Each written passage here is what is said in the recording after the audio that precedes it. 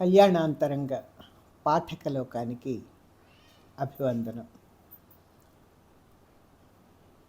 ఆటపాట అనే శీర్షికతో ఇవాళ కొన్ని ముచ్చట్లు చెప్పుకుందాం. ఇవాళ పొద్దున పేపర్తో పాటు ఒక కరపత్రం వచ్చింది.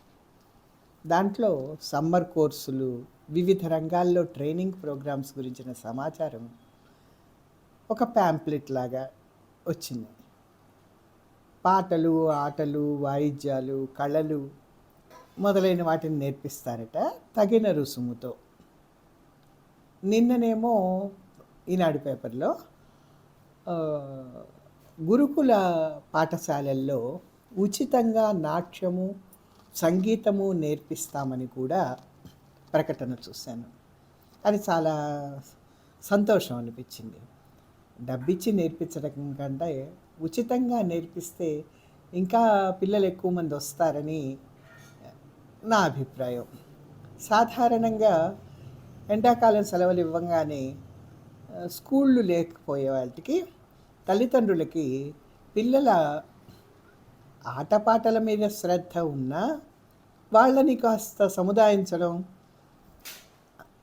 కొంచెం కష్టమే అవుతుంది.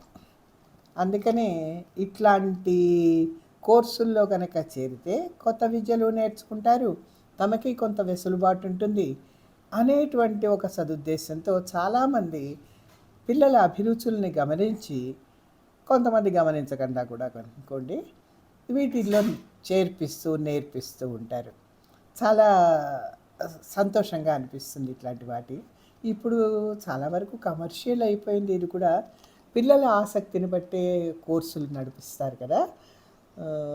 మళ్ళా చిన్నతనం గుర్తొచ్చేసిందండి. చిన్నప్పుడు మా ఊళ్ళో బాలానంద కేంద్రం ఉండేది. విశ్వేశ్వరరావు మాస్టర్ గారు, లక్ష్మీ టీచర్ ఉండేవారు. మరీ చిన్నప్పుడు ఇంకా స్కూల్కి వెళ్ళని రోజుల్లో ఆంటీ గారనే ఆవిడ పద్యాలు, పాటలు నేర్పించేవారు. ఆవిడ కమ్మగా పాడేవారు. మేమందరం చేరేవాళ్ళం, నేర్చుకునేవాళ్ళం. నేను, మా పుణ్యశీలక్కయ్య, శ్రీకళక్కయ్య, శ్యామల, నైషధం శ్యామల, రాధలు ఇద్దరు ఉండేవాళ్ళు. పిల్లుట్ల రాధ, సిస్టా రాధ, సీను, ప్రసాద్, శేషు, సుందరి, పుణ్య, ఇట్లా సంధ్య, ఇట్లా అనేకలు మేమందరం అక్కడ చేరేవాళ్ళం. అక్కడ తినుబండారాలు కూడా ఇచ్చేవాళ్ళు. అదొక ఆకర్షణ అనుకోండి. ఇదంతా ఉచితమే. ఇంటికి వచ్చాక మా ప్లాట్ఫామ్ మీదే వేదికగా చేసుకొని పుణ్యశీలక్క ఆ పాటల్ని సాధన చేయించేది. ఇంకా ఆటలైతే చెప్పనేక్కర్లేదు. మా ఇంట్లోనే చాలా ఆటలు ఆడుకునేవాళ్ళం. పిల్లలందరూ మా ఇంట్లో చేరేవాళ్ళు. పెద్దలు దానికి ఏమీ అభ్యంతరం పెట్టేవాళ్ళు, ఇంకా ప్రోత్సహించేవాళ్ళు. వాటితో పాటుగా నీతి కథలు, పంచతంత్రంతో పాటు భగవద్గీత శ్లోకాలు కూడా వల్లి వేయించేవాళ్ళు.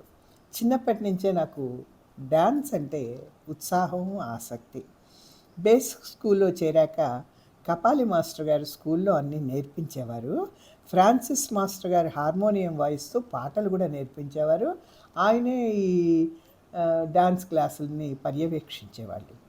ఉదాహరణకి ఊడవండోయ్ ఊడవండి, వీధులు బాగా ఊడవండోయ్, పొద్దు పొడుపునే లేవండోయ్, పాకీ చీపుర్లు పట్టండోయ్, అప్పట్లో పాటండి. వినగానే ఇప్పటికీ స్వచ్ఛ భారత కార్యక్రమం గుర్తొస్తుంది కదా. బంగారు పాపాయి బహుమతులు తేవాలి, పాపాయి చదవాలి మా మంచి చదువు, పాపగారు ఎంత బాగున్నారు, మా ఇంట ఎప్పుడొచ్చి దాగున్నారు. అట్లాగే సినిమా పాట భలే తాత మన బాపూజీ, త్రిలింగ దేశం మనదేనోయ్, తెలుగులంటే మనమేనోయ్, ఇట్లాంటి పాటలతో పాటు సుమతి, వేమన, భాస్కర, కుమార కుమారి శతక పద్యాలు కూడా నేర్పించేవాళ్ళు. చిన్నప్పుడు నేర్చుకున్నవి గట్టిగాను సులువుగాను గుర్తుంటాయి కదా. చాలా ఆసక్తికరంగా ఉండేది. ఇంకా రకరకాల డ్యాన్సులు నేర్పించేవాళ్ళు. తెల్లటి లంగా జాకెట్లకి రంగురంగుల చెమ్కీలు అంటించి ప్రాక్టీస్ చేస్తుంటే అడుగు తప్పుపడితే హార్మోనియంపై చెక్కని ఉంటుంది కదా, దాన్ని పెట్టి కాలు మీద కొట్టించుకోవడం కూడా గుర్తుంది. ఇంకా దసరా పద్యాలు అయితే చిన్నప్పుడు నేర్పించేవాళ్ళు. గొంతెత్తి పాడుతూ ఉండేవాళ్ళం. శ్రీరస్తు శుభమస్తు దీర్ఘాయురస్తు, ఆయురారోగ్యముల ఐశ్వర్యమస్తు, వస్తువాహనమస్తు అస్తు శుభమస్తు అస్తు నిర్విఘ్నముల కలుగు నెల్లప్పుడు క్షేమంబు లాభంబు శత్రుల సంహరంబు కామితార్థములెల్ల కలుగు నెల్లప్పుడు శ్రీమంతులై మహాధి తేజములు కలిగి భూమిలో వెలలేని భోగములు కలిగి ధనధాన్యములు కలిగి ధర్మములు కలిగి ధనవస్తువాహనాల్ గజములను కలిగి కొడుకులకు కొడుకులను కలిగి మనుమలకు మనుమలను కలిగి జయీ భవ జిగ్విజయ అని శుభాశీస్సులు కలుపుతూ ఇంకా 2-3 పద్యాలు ఉన్నాయి వీటిల్లో. ఇవి నేర్చుకొని దసరాకి ఇంటింటికి తిరిగి పద్యాలు పాడుకుంటూ మాస్టర్ల వెనక వెళ్ళేవాళ్ళం. ఆడపిల్లలేమో కోతి బొమ్మలు పట్టుకొని, మగపిల్లలేమో విల్లమ్ములు పట్టుకొని వరుసలో వెళ్ళేవాళ్ళం. ఇప్పట్లాగా ప్లాస్టిక్ కవర్లు లేవు కదా, అప్పుడు పేపర్లు పట్టుకునేవాళ్ళం. ప్రతి ఇంట్లో ఇచ్చే పప్పు బెల్లాలు పొట్లాలు కట్టుకొని తెచ్చుకునేవాళ్ళం. ఎంత సంబరమో. మాస్టర్లకి డబ్బులు ఇచ్చేవాళ్ళు ప్రతి ఇంట్లోనూ వాళ్ళకి కలిగినంత. ఈ సంబరాలకి కూడా మొదట మా ఇంటికే వచ్చేవాళ్ళు. ఎంత సందడో. ఆ రోజులే చాలా సంతోషాన్ని కలిగిస్తాయి తలుచుకుంటే. చెప్పాను కదా నాకు డ్యాన్స్ అంటే ఇష్టమని. అది చూసి మా తాతయ్య గారు నాకు డ్యాన్స్ నేర్పించారు. జయసూర్యం గారు మా డ్యాన్స్ మాస్టర్ గారు. కామాక్షమ్మ గారని వారికి 4 ఆడపిల్లలు ఉండేవాళ్ళు. వాళ్ళ ఇంట్లోనే వారానికి 4 క్లాసులు జరిగేవి. 5 సంవత్సరాల పాటు నేర్చుకున్నాను.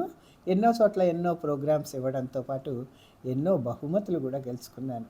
గొప్పలు చెప్పుకోవడం లేదు కానీ 1వ క్లాస్ నుంచి ఎంఏ దాకా నేను లేకుండా యానివర్సరీ జరగలేదు. ఆ ప్రోగ్రామ్స్ అనుభవాలు 1-2 చెప్తానే. ఒకసారి కొత్త పట్టాపురంలో అమరా తాతయ్య గారి ఇంట్లో పెళ్ళికి డ్యాన్స్ ప్రోగ్రాం పెట్టారు. వాళ్ళిద్దరు అమ్మాయిలు మాతో పాటు డ్యాన్స్ నేర్చుకున్నారు. మధురానగరిలో డ్యాన్స్లో గోపికగా వాళ్ళ అమ్మాయినే పెట్టాలన్నారు. పాపం మాస్టర్ గారికి తప్పలేదు. వచ్చిన చిక్కేంటంటే ఆ అమ్మాయికి కొంచెం జుట్టు ఉండేది. సవరాలు రిబ్బన్లు పెట్టి పొడుగు జడేశారు, దానిపైన పూలు చుట్టారు. నేనేమో కృష్ణుడి వేషం. కొసరి కొసరి నాతో సరసములాడకు అనే చరణానికి రకరకాల అభినయాలు స్టెప్పులు ఉంటాయి. చూస్తూ ఉండగానే చేతిలోకి జడ నాకు చేతికొచ్చేసింది. ఆ అమ్మాయి అలాగే చేసుకుపోతోంది. చేతిలో జడలో నేనున్నా. జనం అంతా గొల్లుమంటున్నారు. ఆ తర్వాత ఆ అమ్మాయిని అడిగితే ఏదో తల మీద భారం దిగిపోయినట్టుగా అనిపించింది కానీ జడ ఊడిందని అనుకోలేదు అన్నది. అదొక జ్ఞాపకం. ఇంకోసారి మా స్కూల్ డేకి నేను అష్టపది ఎంకిపాటకి డ్యాన్స్ చేస్తుంటే శారదాంబ ఒక జావళికి డ్యాన్స్ చేస్తాను. మేము ప్రాక్టీస్ చేస్తుంటే పాలిటెక్నిక్ స్టూడెంట్స్ కిటికీల్లోంచి చూస్తూ ఉండేవాళ్ళు అబ్బాయిలు. మా స్కూల్ డే కోసం ముందరి నుంచి రిహార్సల్స్ చేసేవాళ్ళం అనుకోండి. నన్నిడిసిపెట్టెళ్ళినాడే అనేదేమో ఎంకిపాట, చిన్నదానా నే చిన్నదానరా అనేదేమో జావళి. స్కూల్ డే రానే వచ్చింది. మొదటి ఐటమ్స్ అన్నీ సజావుగానే సాగాయి. ఇంకా నా ఎంకిపాట ప్రకటించగానే ఈలలు కేకలు కూతలు గోలగోలగా వినిపించాయి. ఎంత అదిలించినా సద్దు వణగలేదు, పైగా ఎక్కువైనాయి. ఇంకా మా అక్క వాళ్ళు వచ్చి మాస్టర్లతో మాట్లాడి ఆ డ్యాన్స్ చేయకుండా ఆపేశారు. కానీ ఆ స్టూడెంట్స్ మాత్రం ఆ డ్యాన్స్ చేసి తీరాలని గొడవ చేశారు. కార్యక్రమం ఇంతటితో సమాప్తం అని మైకులో చెప్తే ఊరుకోకుండా స్టేజ్ మీద వచ్చి వాళ్ళే డ్యాన్సులు చేస్తూ నానా హంగామా చేశారు. వాళ్ళని వెళ్ళగొట్టి వాతావరణం చల్లబడేదాకా మేము లోపలే బందీలం. చాలా భయపడిపోయాము. ఇప్పటి డ్యాన్సులు చూస్తే అసలు అవి పట్టించుకోవాల్సిన అవసరం లేదు. కానీ ఆ పాటల్లో ఉన్న కాస్త అర్థము, కొంచెం మేకప్ కూడా వేరేగా ఆ సంవత్సరానికి ఏర్పాటు చేయడం వల్ల అది కొంచెం ఆకర్షణీయంగా అనిపించింది పిల్లలకి. అందుకని హంగామా చేశారు.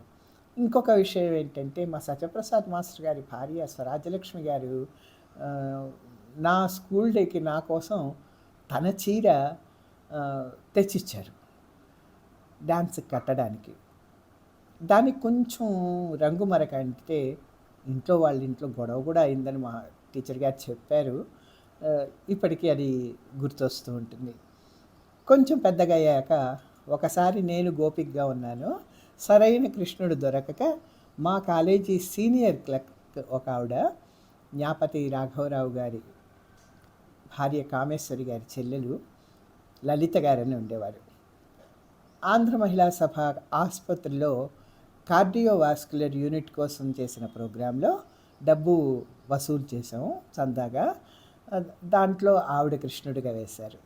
ఆ కోలాటంతో పాటు ఒక నాటకం కూడా వేశాం. ప్రముఖ రచయిత శ్రీ ఎర్రంశెట్టి సాయి గారి చేత మా కామేశ్వరి మేడం కోడళ్ళు వస్తున్నారు కిరసనాయలు తండి అనే నాటకం రాయించారు. అందులో నేను ఆడ పోలీస్ ఆఫీసర్ వేశాను. అలా రోజులు చాలా సరదాగా గడిచిపోయినాయి. ఇంకో సంగతి చెప్తాను. నేను ఎంఏలో ఉండగా మా ప్రొఫెసర్ ఎస్వి జోగారావు గారు ఒక సభ గురించి మాతో చర్చించారు. సరస్వతి సామ్రాజ్యం అని దాని పేరు. అందులో డ్యాన్స్ చేయడానికి నన్ను ఎన్నుకున్నారు. రిహార్సల్స్ కూడా మొదలైనాయి వాళ్ళ ఇంట్లోనే. అదే సమయంలో మా నాన్నగారు చనిపోవడం, ఇంట్లో వాళ్ళకి నేను బయటికి వెళ్ళి డ్యాన్స్ చేయడం ఇష్టం లేక వద్దన్నారు. నేను రిహార్సల్స్కి వెళ్ళడం కూడా మానేశాను. ఇంక గురువుగారు నాకు మా క్లాస్మేట్స్తో కబుర్ల మీద కబుర్లు పంపించారు. నేను అనారోగ్యం సాకు పెట్టి వెళ్ళలేదు. ఆయన మందులు కూడా పంపించారు, కానీ నేను వెళ్ళలేకపోయినాను. ఇంకా చూడండి, ఆ తర్వాత ప్రొఫెసర్ గారు నా మొహం చూడలేదు, నన్ను లెక్క చేయలేదు. క్లాసులో అటెండెన్స్లో కూడా నా పేరు పిలిచేవాళ్ళు కాదు, తలెత్తి చూసేవాళ్ళు అంతే. ఇట్లా కొన్నాళ్ళు గడిచాయి. ఆయన కోపంగానే ఉన్నారు. ఆ సమయంలో మా బావగారు, రెండో బావగారు ఎంవి ప్రసాద్ గారు ఈ విషయం తెలిసి నన్ను మందలించి, ఇంటర్నల్ మార్కులు వాళ్ళ చేతుల్లో ఉంటాయి, వెళ్ళి గురువుగారికి క్షమాపణ చెప్పుకో అని సలహా ఇచ్చారు. ఏడ్చుకుంటూ వెళ్ళి ఇంచుమించు కాళ్ళ మీద పడ్డంత పని చేశారు. పెద్దవాళ్లతో వ్యవహారం ఇలా చేస్తావా అంటూ ప్రొఫెసర్ గారు బాగా తిట్టారు. తిరిగి నాకు మామూలుగానే నాతో మాట్లాడినా ఇంటర్నల్ మార్క్స్ మాత్రం తక్కువే వచ్చాయి. అది నాకు మా సంస్కృతం ప్రొఫెసర్ గారు కృష్ణమాచార్య గారు చెప్పారు, నాకు చెప్పి ఓదార్చారు కూడా. దానివల్ల నాకు యూనివర్సిటీ ఫస్ట్ పోయిందని కూడా వారే నాకు తెలియచేశారు. మస్తాన్ రెడ్డి అని అతనికి వచ్చింది. నాకు డ్యాన్స్ రాకపోయినా బాగుండేది అని బాధపడిన సందర్భం అది. ఇంకోసారి వైఎంసిఏ వైజ్మెన్ అసోసియేషన్ ద్వారా శారదా విజయము అనే సాహిత్య రూపకాన్ని వేమరాజు నరసింహారావు గారి దర్శకత్వంలో ప్రదర్శనలు ఇచ్చాం. అంటే సరస్వతీదేవి సమ్ముఖంలో కవయిత్రుల యొక్క గోష్ఠి అది. అందులో నేను రంగాజమ్మగా వేసి పాడిన పద్యాలు ఎన్నో ప్రశంసలు అందుకున్నాయి. నా జీవితంలో అదొక మరపురాని విషయం. అది ఇంద్రగంటి హనుమత్ శాస్త్రి గారు ప్రశంసాపత్రం అందించారు, బహుమతినిచ్చారు, ప్రోత్సహించారు. అనేక ఊళ్ళల్లో మేము ప్రదర్శనలు ఇచ్చాం. అది నాకు చాలా ఇష్టమైన విషయం, ఆనందించదగిన విషయం, గుర్తు చేసుకోవాల్సిన విషయం. చూసారా, ఆట పాట అంటే ఎన్ని సంగతులు గుర్తొచ్చాయో. జీవితం అన్నింటి కలగలిపే కదా. ఇప్పటి విద్యార్థి లోకం కూడా ఇట్లాంటి ఆటపాటలతో కాలక్షేపం చేసి కళలు, వివిధ రకాల కోర్సులు, ఉపయోగకరమైనటువంటి సెలవుల్ని గడుపుతారని ఆశిస్తూ ఇవాళకి స్వస్తి. మరొక ఎపిసోడ్తో మళ్ళీ మీ ముందుకు వస్తాను.